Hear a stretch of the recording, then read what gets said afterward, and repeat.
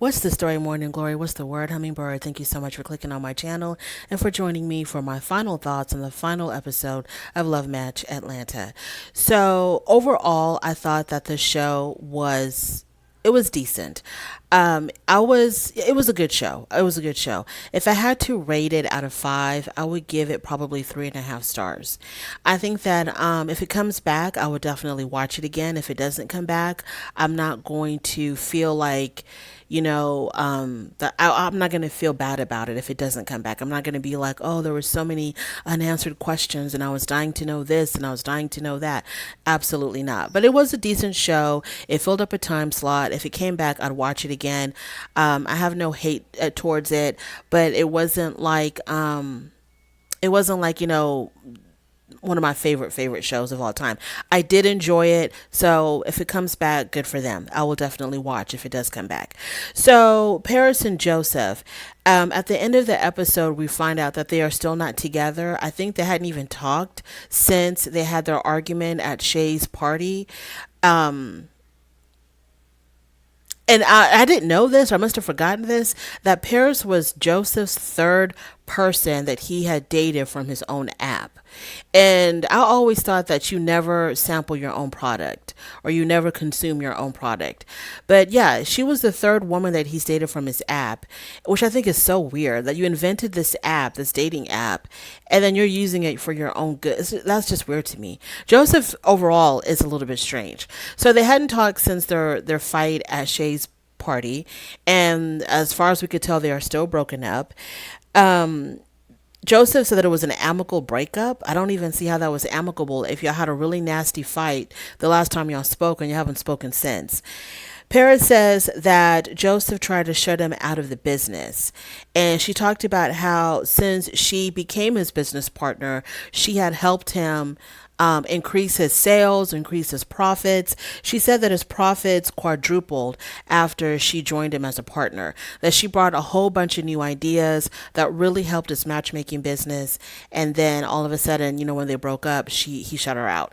So, and then Shay says that Paris was an opportunist. I don't see how she was an opportunist because I don't know exactly what she gained from dating Joseph and from being a business partner with nothing to show for it after it was all said and done. So I don't see how she was an opportunist. I can definitely see how Joseph was an opportunist because he took her ideas and ran with them. And I don't think he compensated her in any way because they were a couple. And I guess if he made money, she was making money. But now that they're no longer a couple, he's continuing to make money from her ideas. And she's left with nothing. She's not gaining any type of profit or income from the ideas that she gave him. So I don't see how Paris was an opportunist. It seems like Joseph was the one that you know made a killing off of her ideas and didn't have to pay for them. So that's really, I don't know if it's sad. I think it's best that they go their separate ways. He didn't even get a chance to propose to her, and I think he had bought her a ring, or he was looking at rings. Wouldn't even get that far with them. So Paris and Joseph are over. He stole her ideas, like the way he did with the matchmaking duo, stole their ideas, and he just, made out like a bandit. Now, Shay. So when we see Shay in this episode, she's still working. She's still helping out some clients. I'm not going to go into the details of her clients or anything like that because I'm thinking, why bother? This was the last episode of the season. We're not going to get any more follow-ups from them, so why even talk about it? But what I was interested in about Shay was, okay, so the matchmaking duo Kelly and Tana, they had a major event where they were launching their matchmaking university to coach other matchmakers. So it was a big party, and Shay showed up with her boyfriend that she met through the matchmaking duo's services. I forgot what his name was. So she shows up with him. We didn't see too much of him. I don't even think we heard him speak. I still have some lingering questions about Ming's accusations that Shay's boyfriend was in her DMs.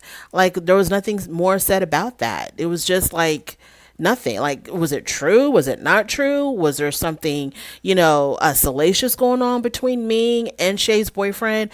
Were these DMs sent after he met Shay or before he met Shay? Like, there were so many questions that I had about Shay's boyfriend and Ming and what was going on in the DMs, but nothing was said about that.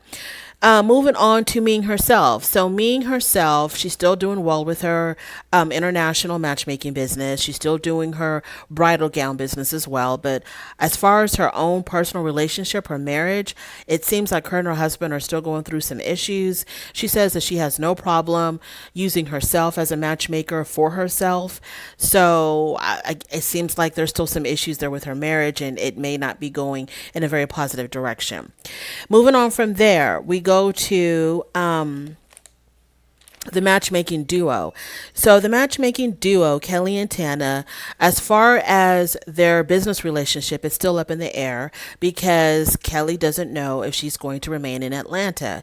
Her boyfriend, who then became her fiance by the end of the episode, her boyfriend has made it clear that he has no intentions of moving to Atlanta. He wants to stay in Detroit, and Kelly really wants to be with him and she wants to make it work with him, and she doesn't want to put her business above her relationship because she's always preaching to her own clients, don't put your business or your career above your relationship, above, your a desire to find love and to be in a relationship. And so she has to follow her own words of advice. So if her man isn't going to want to live in Atlanta, the other options for her to move to Detroit.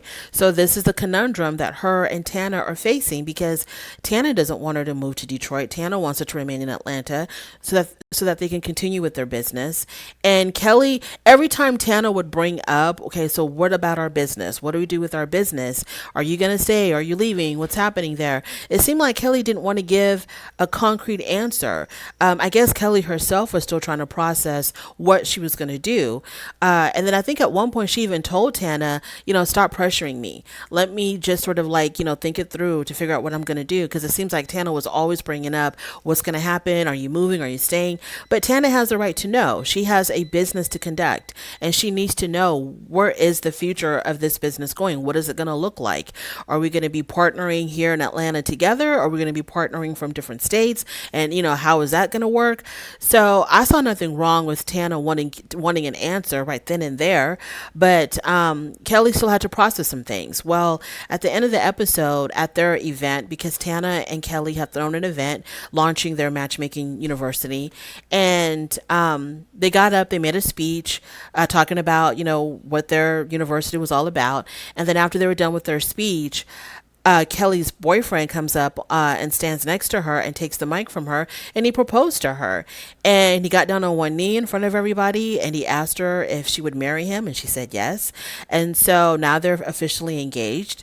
So I'm just like, okay, I mean, if they're engaged and they're going to get married, like, she really has no reason to stay in Atlanta if her boyfriend doesn't want to move down to Atlanta. So it was a really happy moment. Tana cried because she was just so happy for her friend. It was a very beautiful moment, and it looked very genuine. It looked really, really genuine. Like, no one knew. Like, Kelly had no idea this was going to be happening, and Tana had no idea this was going to be happening. So it was a really beautiful thing to see. But if they're engaged and her man doesn't want to come to Atlanta, she really has no reason to stay, because she has to go be with her soon-to-be husband in Detroit. And of course, they can still run the business together, from different states. But I think Tana is just going to miss working in the same space with her best friend and her business partner. And I think that was the end of that. I think I covered everybody. We talked about Tana and Kelly. We talked about Shay. We talked about me. We talked about Joseph. So all in all, it was a really cute show. It was good. I liked it. It didn't rock my world. The drama wasn't like nail biting, sitting on the edge of your seat kind of drama, but it kept my attention. It kept me watching until the very, very end. So hopefully it does come back. If it doesn't, so be it. If it does, I'd be great. And if it does come back, they need to address if Shay is still going to be with that guy. They need to address what was going on in Ming's DMs between Ming and that guy. Oh, and then Ming had evidently there's like really bad blood between Ming and Shay. I don't exactly, other than the argument that occurred at Joseph's event at the very beginning of the season, and it wasn't anything even between Shay and Ming. Shay was just Ming was just observing how Shay was arguing with Paris, and then like she just made up her mind that she wasn't gonna like her, that she was just gonna hate her from here on out because of how Shay and Paris were interacting at Joseph's party way back when. But anyway, Ming really doesn't like Shay, and she made a couple of cracks about Shay's size. You know, she was body shaming. At Kelly and Tana's launch party, when Ming arrived, she had on a burgundy dress, and Shay made a comment, "Oh, you're not wearing black this time." And then they proceed to show clips of Ming constantly showing up in a black outfit or a black dress or whatever. And so Ming in her confessional says, "Well, you should try to wear black because it's very slimming, and you need to be wearing black every day." I mean, total body shaming. Like, where is all this hate coming from, Ming? Why do you hate her so damn much? Like, I don't understand. You claim that your business is doing well, you're making a whole bunch of money, you're charging, an arm and a leg for your services. Like, why are you so angry at Shay? I didn't get it. But anyway, that's the end of that. So yeah, if you joined me in any of these reviews of Love Match Atlanta, really do appreciate it. If it comes back, hopefully y'all will come back to watch on my channel.